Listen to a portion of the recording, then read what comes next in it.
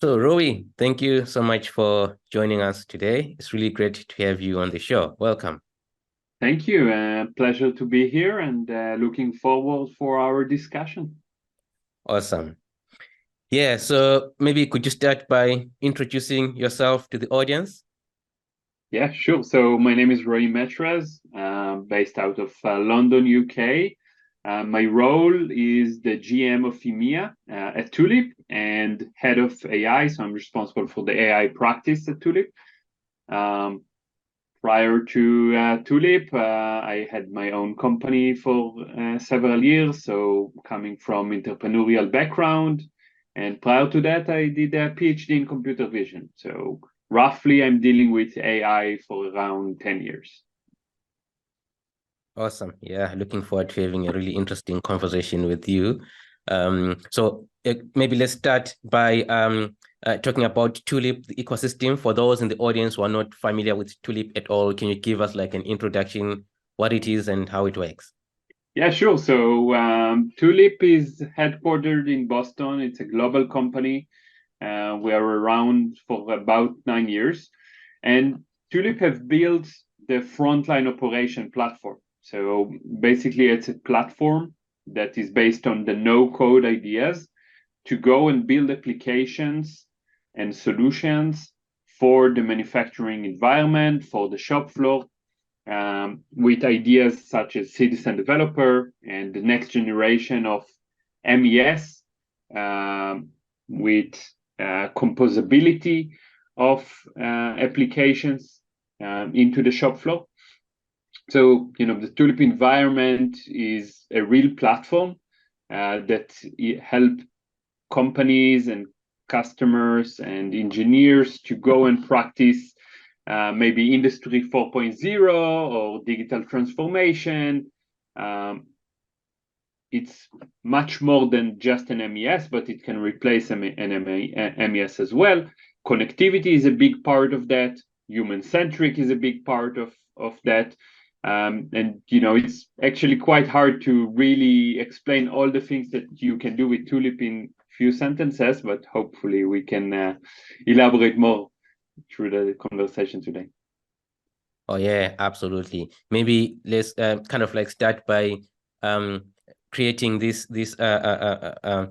distinction between the composable app-based solutions versus like what traditionally we're used to, the monolithic MES. So maybe can you kind of like give us a comparison of the two approaches, highlighting like how they enable digital transformation? Yeah, on a nutshell, it's this question between, are you looking at the process, at the entire process, try to plan an IT solution from head to toe, build it, take you a year or two to build it with classical tools. Then you suddenly throw all of it to production and change the entire thing. Usually it's a 3-year project, classic MES, process focus, very rigid, hard to integrate and implement, slow. And what Tulip is bringing is exactly the opposite. Quick time to value, go build an app, solve solution after solution. You want work instruction here, you want work instruction there, you want quality, you want shipment, you want kitting. You can solve many different problems.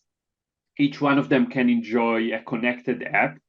You can connect to people, connect to machines, connect to data, connect to device, connect to systems. Integration and connecting into other systems, machine devices become very simple, and the time to value is much shorter. And we really believe that that's the next generation of continuous improvement, right? How you practice lean, how you improve yourself, what is digital transformation, and in the heart of that is the citizen developer approach. Instead of huge IT project, you give the power to the people in operation, to the engineers, to the manufacturing leadership to go and build solution and suddenly they don't need, a software developer to go and can you change the button here and this form and this table? They have the power to do that themselves. And when that is really connected and the companies are building that muscle, amazing things happen, because suddenly you have the people that understand their shop floor best with the tools to go and build solution that for problem that they identify in a quick time. And that unleash amazing creativity. Awesome. Yeah, so you kind of like talk about building apps, integrating data, and all that kind of stuff. Who ideally is like the end user in the manufacturing context for Tulip? Yeah. So usually at Tulip we think about three individuals or three personas, and that will come again. You will see that when we will touch AI, you will see the same idea. But let's start with the engineer. So the engineer, the manufacturing engineer, the process engineer that is responsible for how we can improve his shop floor, what should be done from digital transformation and process point of view. He has Tulip as his toolbox. So the Tulip platform is built really for these type of people that care about continuous improvement. And it's a tool for them to go and build these solutions and improve their shop floor. So instead of identify problems and ask for someone to solve them or search for external solutions, they suddenly have Tulip as a platform where they can go and build solutions. So this is really the citizen developer mentality. If designers have Figma and finance people have NetSuite or even a spreadsheet or Excel, Tulip is for the process engineer, for the manufacturing engineer. The second persona, which is really the core of Tulip, is the worker, is the actual operator that is using these Tulip applications.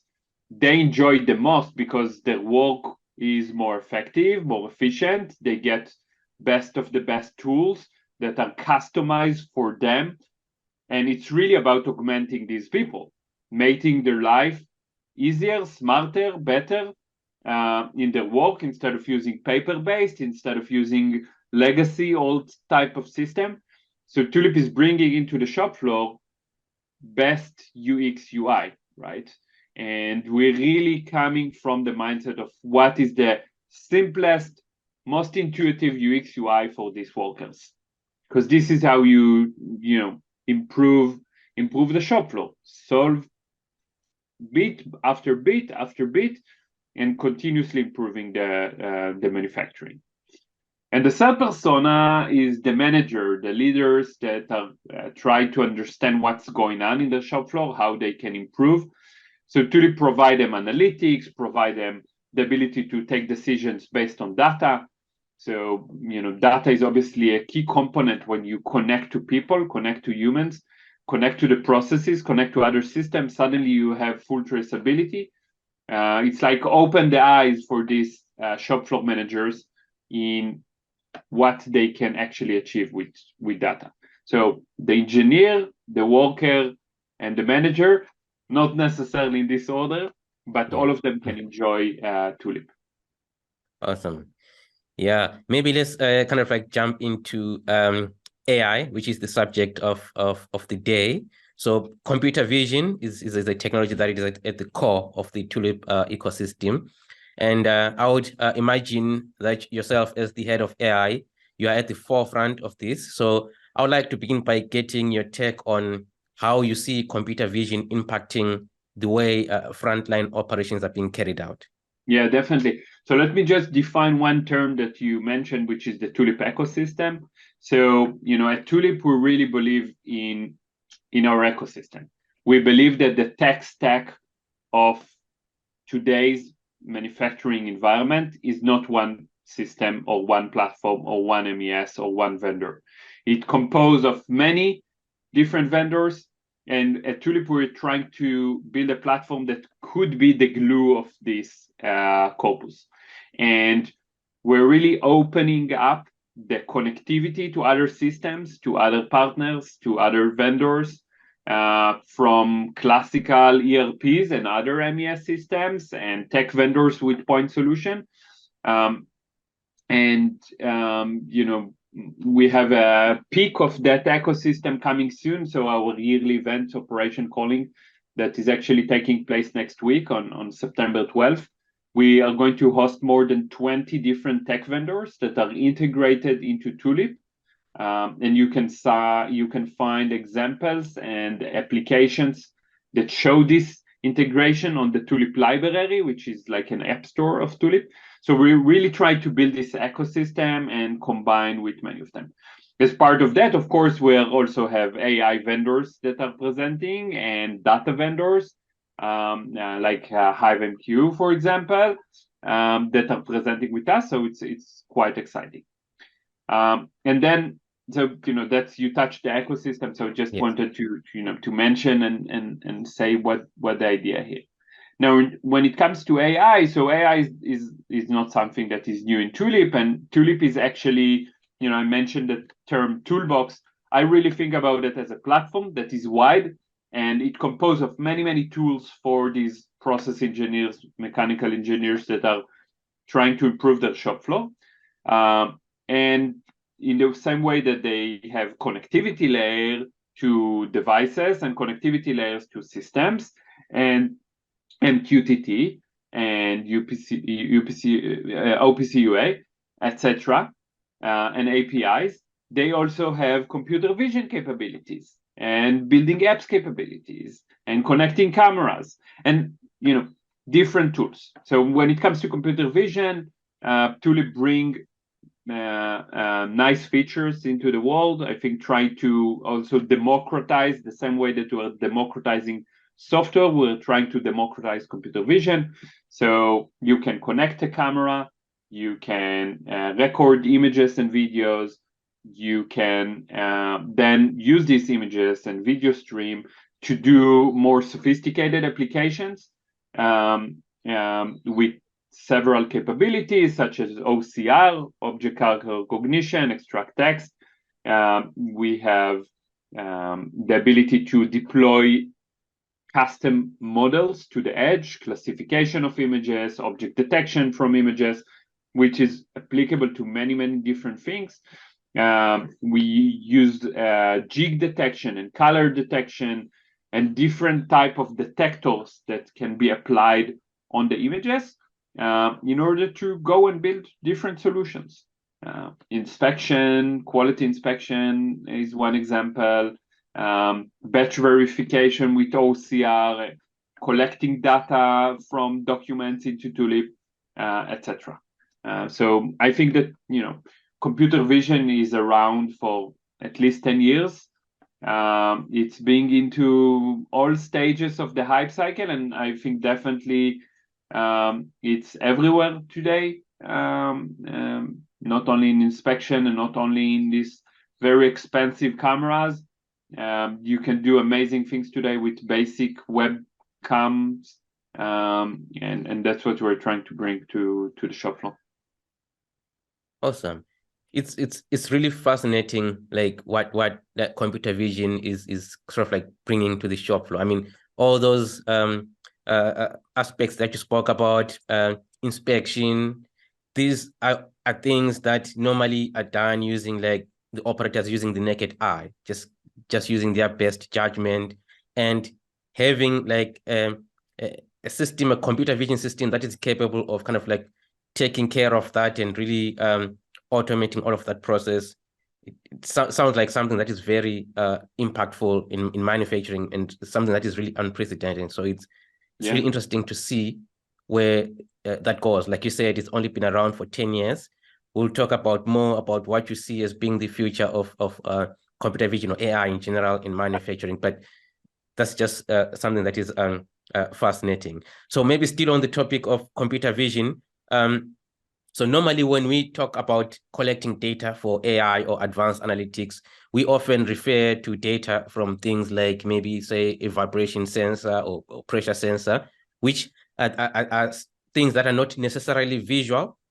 And yet there's a lot of information in the industrial equipment that is like in your words, pixel locked, right? That information that is logged in different systems, it is only available through that visual medium.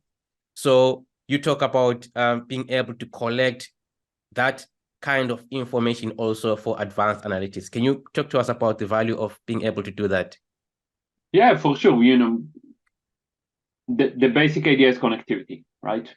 You want that systems will share information between them, and system in the general definition, as most general definition as you can think of, from the machines through the workers, through the people, through the digital systems. You want this data to flow around, and IT architecture is something that we see companies thinking about.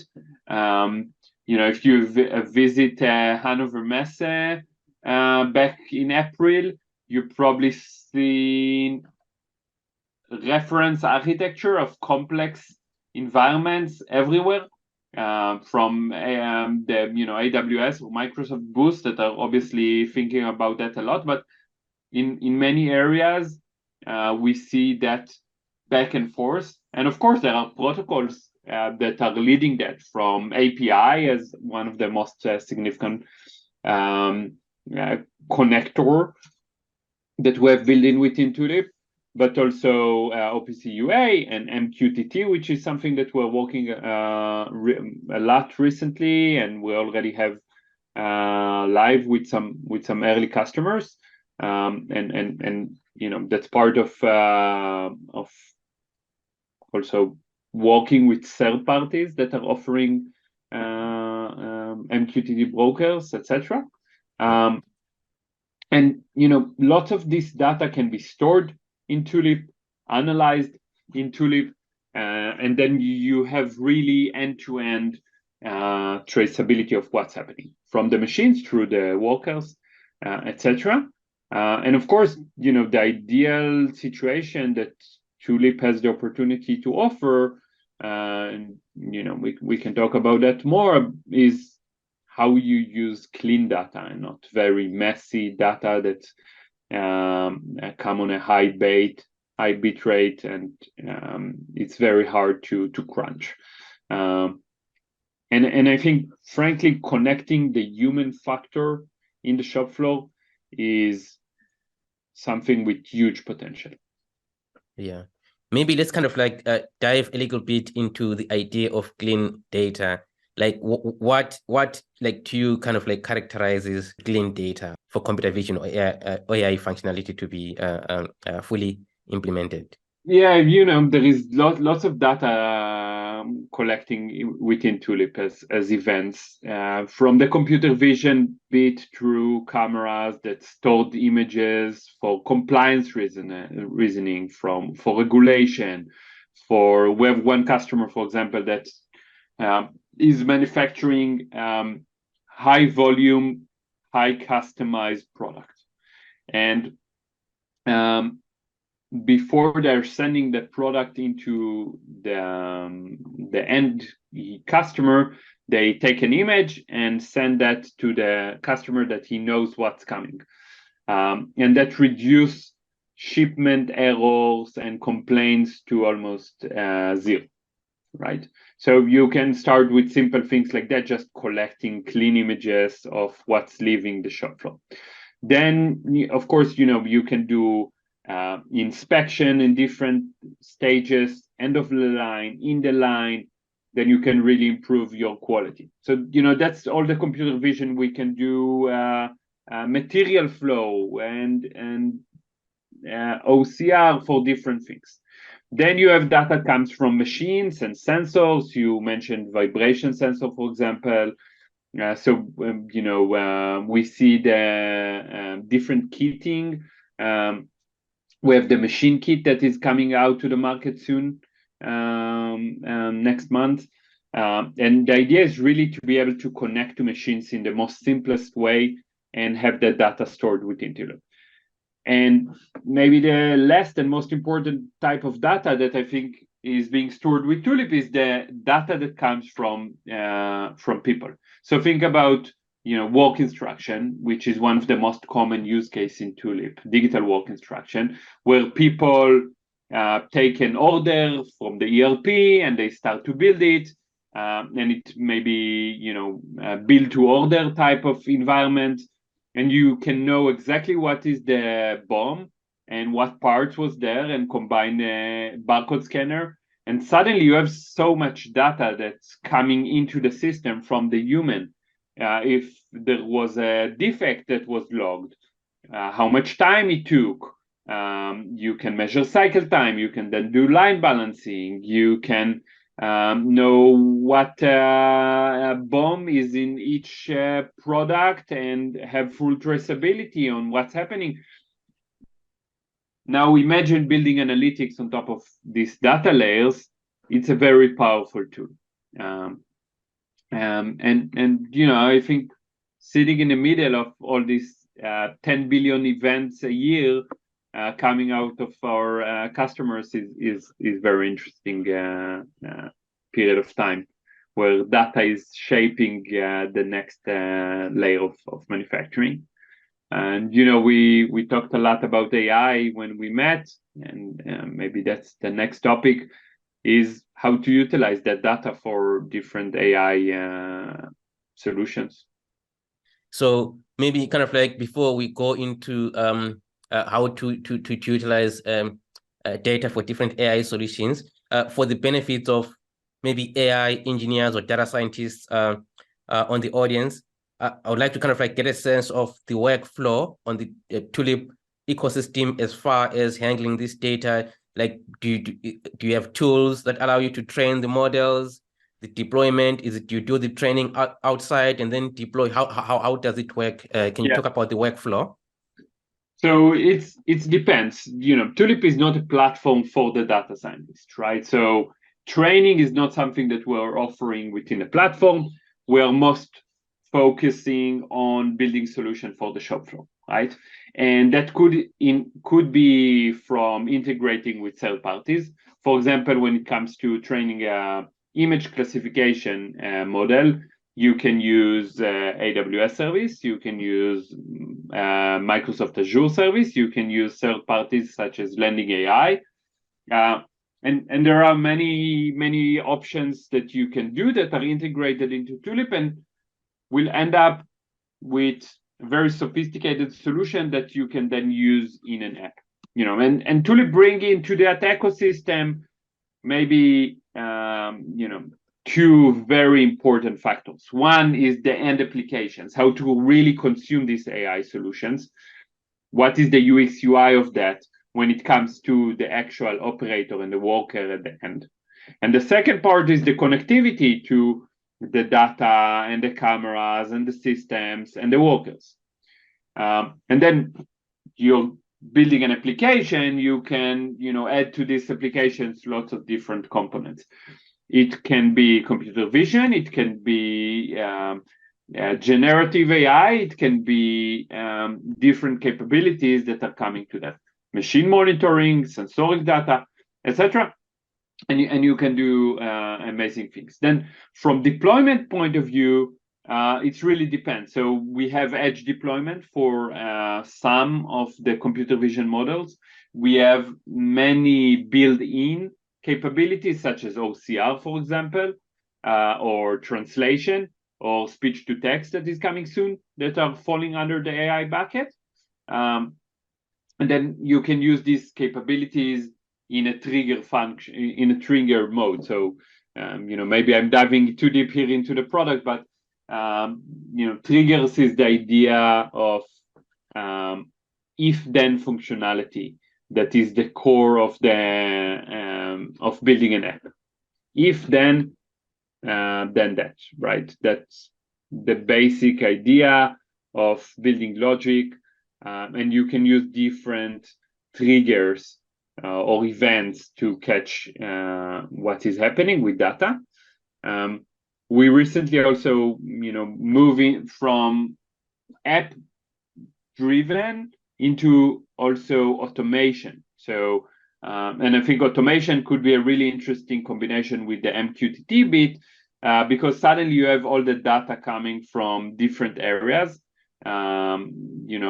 If a customer adopted MQTT as the main protocol of choice to interface between the systems, and Tulip, obviously, so you can then combine that and have automation layer on top of that. If something happened that you see in the data, then do that type of functionality, which I think is super interesting. And that's something that we will probably start to expose towards the end of the year. And I think it will be super interesting to see how exposing these type of protocols to customers will increase their capability to build even more sophisticated things. So that's lots of promise around that. Oh, yeah, I mean, something that I want to kind of like also get your sense on is the talking about automation combined with connectivity technologies like MQTT. Yeah. How much of automation requires like real-time data? What is the kind of like demands around your automation systems being able to actually loop back in real time, and how does really that affect the choice of the connectivity communication protocol that you use? Yeah, we see many customers doing different things. So there are many options there, and it really depends what is the protocol that they choose, how they connect, to what they connect. We have many customers that are focusing more of the discrete assembly area of the business, and then the volume is not crazily high and the speed is not that high. On the other hand, of course, we have CNC or injection molding, machine monitoring. So more of the shop floor or the machine shop that we're monitoring. And then we can collect data from sensors or directly from the machines with MQTT or OPC UA. And then that data can come into Tulip as well. And the idea of automation, which is a new component that we launched quite recently, is how to take actions out of that data, right? For example, alerting, when the machine needs attention or the human needs attention, that data can be streamed and combined with automation. And I think exposing these MQTT endpoints to write and read from across different system, I think open up lots of potential, and it will be super interesting. And I think it's a natural native next step for the Tulip platform from connectivity standpoint.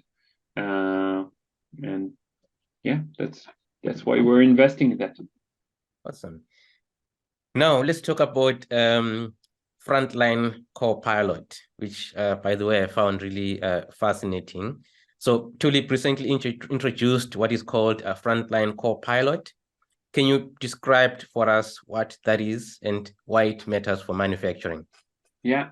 So let's speak about the history of what happened in the last year.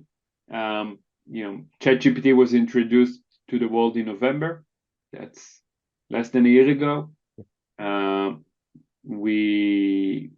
mentioned already that AI was not something new for Tulip.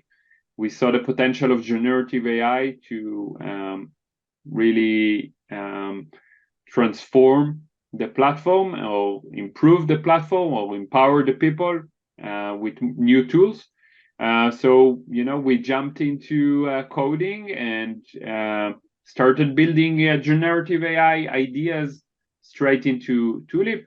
So, around a month ago, we introduced the Frontline Copilot, but actually, if you go back, even in April, we already showed to the world demos and applications and connectors that are utilizing AI and generative AI native within Tulip. But since then, we really wrapped that as something that we now call the Frontline Copilot, and we even trademark it. And on a nutshell, it's a set of AI tools for things like answering questions, exploring data, creating your own assistant, improving low-code generation of components, and many other things. So, there are lots of things that are coming, and we're really trying to think about the Frontline Copilot as an assistant that is building within the platform and is going to visit many different areas within the platform, from data and analytics, through creating applications, through helping the operator. As I mentioned, in the beginning, there are 3 layers, 3 personas to Tulip. I think we're thinking of Copilot in the same way. How can we use AI or generative AI tools and capabilities to help these 3 personas?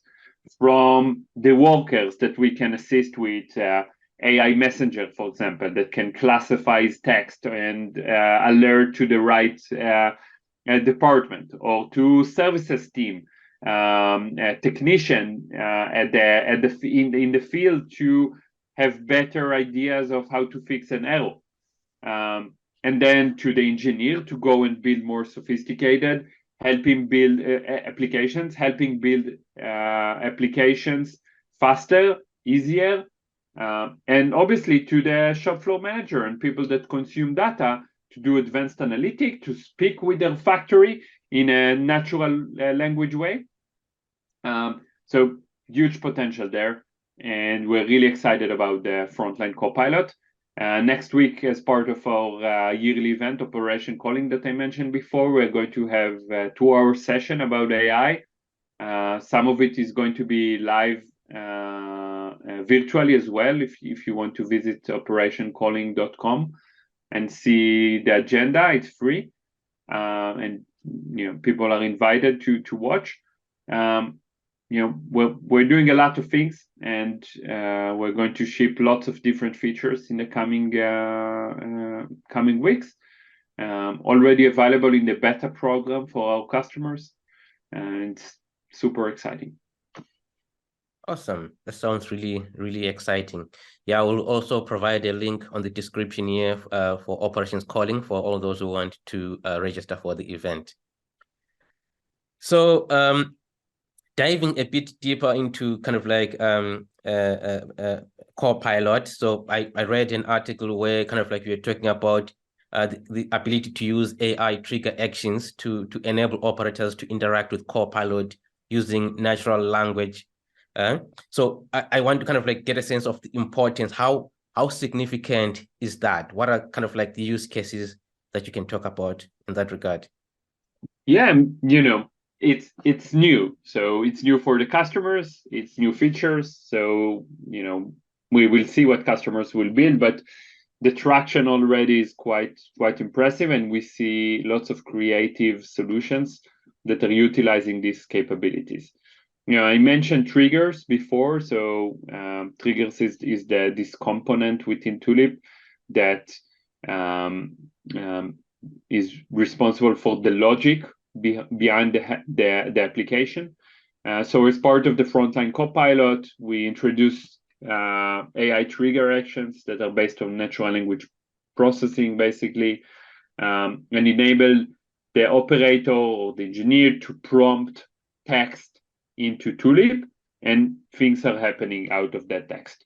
For example, questioning and question answering mechanism on documents and PDFs.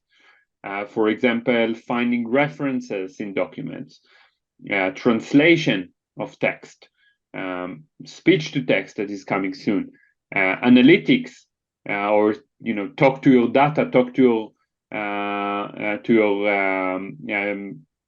Tulip instance that is things that we're working on.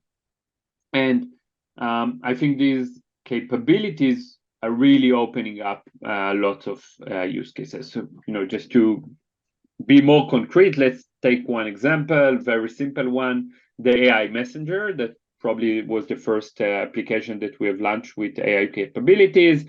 Every operator now have text box that he can write messages and increase communication.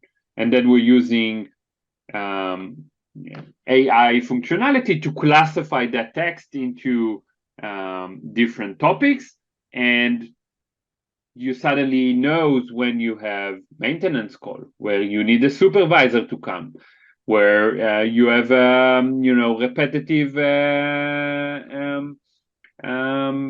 issues. You can practice one error, two errors, third error, stop the line in a streamlined way. You can combine automation with that and send alerts if something is happening. So I think suddenly you have this data that is being stored very easily, and you can collect statistics. Then how to use documents. So I think shop floor is an environment that is rich with documents, PDFs definitely, could be product manuals, could be work instruction, could be different SOPs, standard operation procedures that you need to suddenly to use. How you use them more effectively, easier. You can ask questions on top of these documents. These documents could be tens of pages with hundreds of steps. Search is really fine with this question answering and finding reference. So I think that's huge value. In the field, for example, we believe the technician can use that quite efficiently.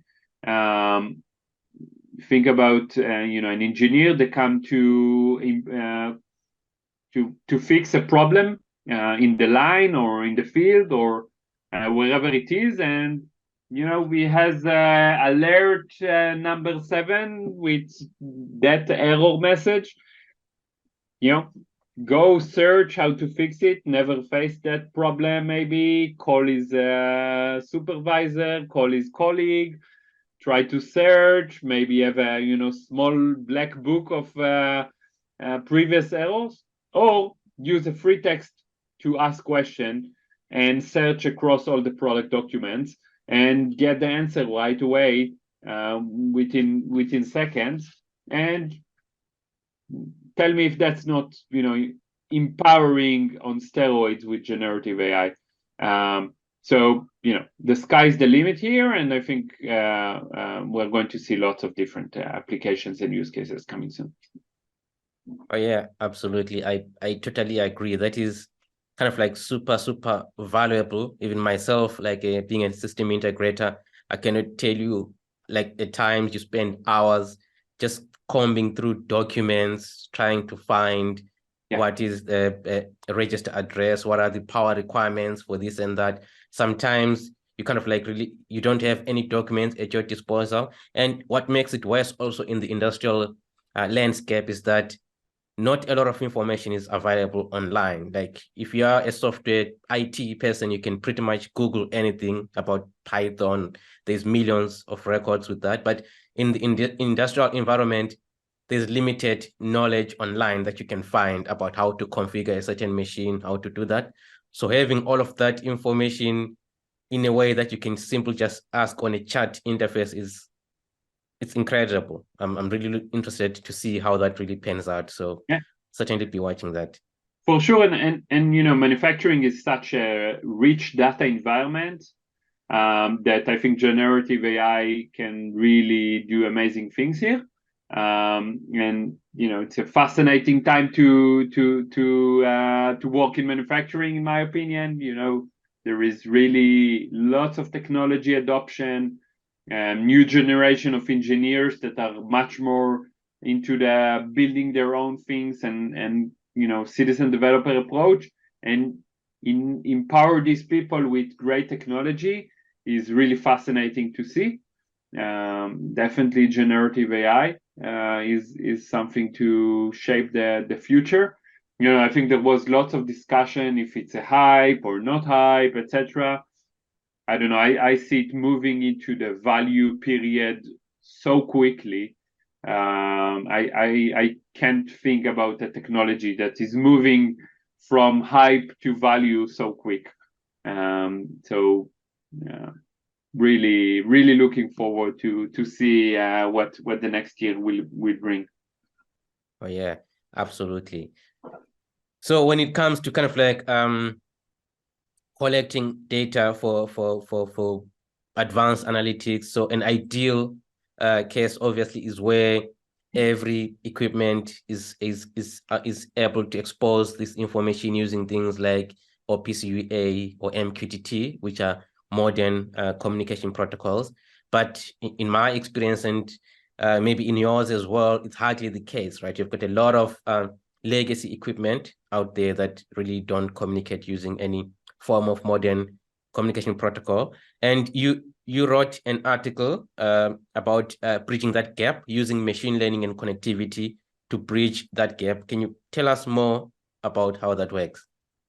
Yeah, so I think the basic idea here is that you can connect to any machine, even if it's old.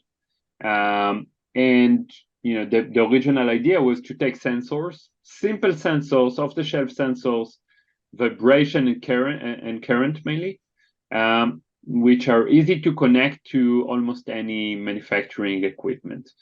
And we started with a toy example, which we connected the sensors into Tulip with our edge device.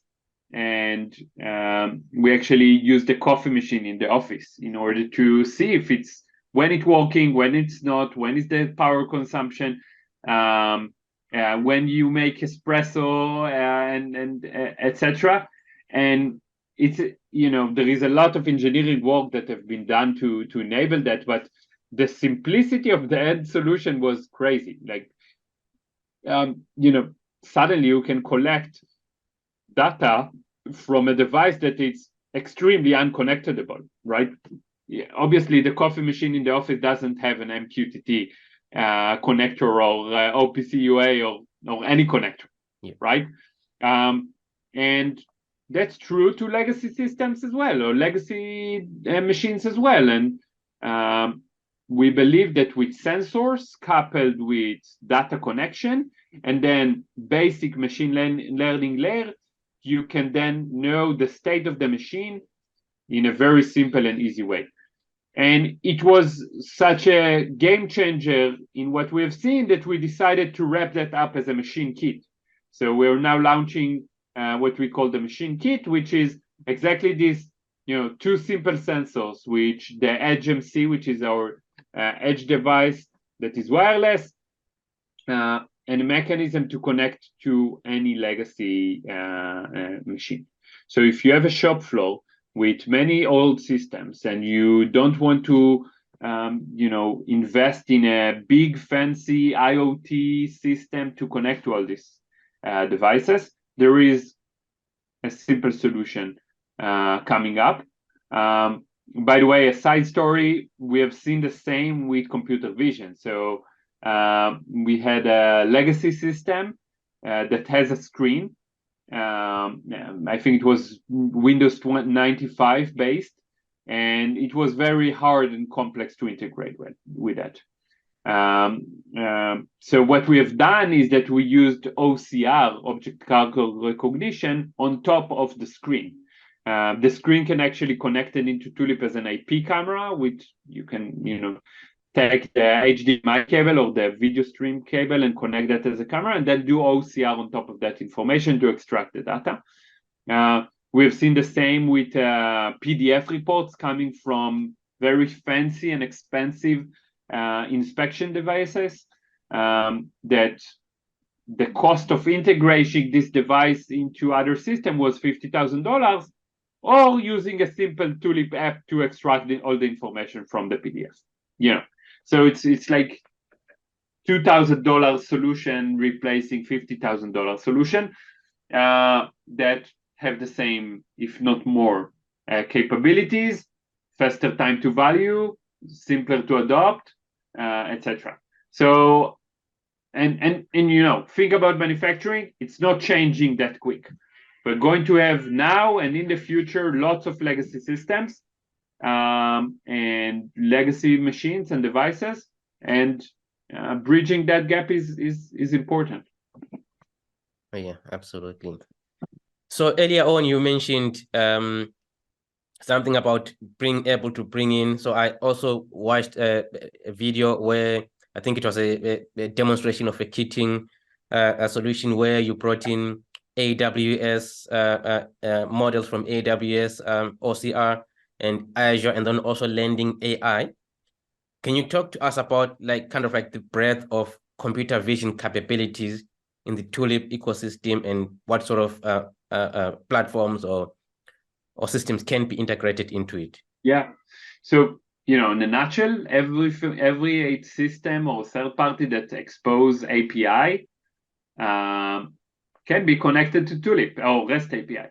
And that's include, in this case, of computer vision, Lookout for Vision. That is a great AWS platform. Textract from AWS that has a very advanced document understanding, query-based. Azure Custom Vision that enable you to go and train models and then download them, and you can deploy them to the edge with Tulip and run them on the CPU. Lending AI, that is a tech vendors that will also present at Ops Calling next week, that has very sophisticated computer vision models that they're offering, and you can easily connect through API and send images from Tulip to these models with cloud deployment. So there are many options there. And again, it goes to the core of Tulip, which is UX UI, best application, customized application to your environment and use case, connect to cameras, store these images into Tulip, send these images to through APIs, get the result, present the result to the operator, maybe store data in other systems. If you need a data lake, or if you want to connect data into the ERP or other SQL databases, etc. So that's the core of Tulip. That's augmenting the human that are using these systems, and I think that's really open up lots of use cases. So I mentioned classification and object detection, which are core as custom models. But we also have color detection that is very useful. We have jig detection that is using fiducial markers, these black and white markers that you can detect across the shop floor very easily. What else? We have people detection and hand detection that you can use for different use cases. If you want to measure cycle time with these technologies, is a very common use cases. So the value of these capabilities, you mentioned verification for kitting and packaging or shipment, combined maybe with barcode scanner, barcode reading with an app. So because Tulip can be deployed in any system, you can actually deploy it also on the mobile phone and use barcode scanner in a visual way within the Tulip app. So there are lots of things that you can do, and again, more tools for the process engineer to go and practice citizen developer and solve problems. It's one thing to detect problems, which I think people can do, but suddenly you have Tulip as a tool to solve these problems as well, which is what is shaping the future of shop floors. Awesome. Yeah, that's really interesting. I mean, from the way I look at this, from our conversation today here, the summary of it really is kind of like this industry is currently faced with the two very powerful and disruptive technologies that like bring unprecedented efficiency to manufacturing operations, no code apps, and things like generative AI. So I would like to get a sense of how do you see that the power of combining those two kind of like technologies, as it were, and also I'm interested to find out how is it, manufacturing is an environment that is traditionally known for being slow to adopt things, right? If it's not broke, don't fix it, right? So how how have you been kind of like perceiving the reception of these disruptive technology in manufacturing? So I think this mentality is under change. And the reason why it's under change is because there is new type of engineers that are coming with do-it-yourself mentality and the citizen developers, and suddenly solving a solution with solving a problem and introducing a new solution to production with platforms like Tulip and the idea of composability and the data systems is not that hard. It requires nice engineering skills and nice tools, but you can solve things quite quick. And I think that's all. That's the essence of Industry 4.0, which is a term that maybe doesn't mean a lot, but for me that's practicing lean with technology, and or in the way that we call it in Tulip, augmented lean, which is how to practice lean with internet, with data, with applications, with smart technology. And it looks different. It's faster, and it's led by the engineers, which is really nice to see. Now, new technologies accelerate that. Computer vision accelerate this. Generative AI, I think, or the Copilot or the Frontline Copilot is going to accelerate that. And we're going to see lots of new technologies as well. I think MQTT is a big factor here that's shaping that as well. Definitely in high volume, complex environment. We're not building very repetitive, simple product anymore. Products are complex, have many parts. The environments are dynamic.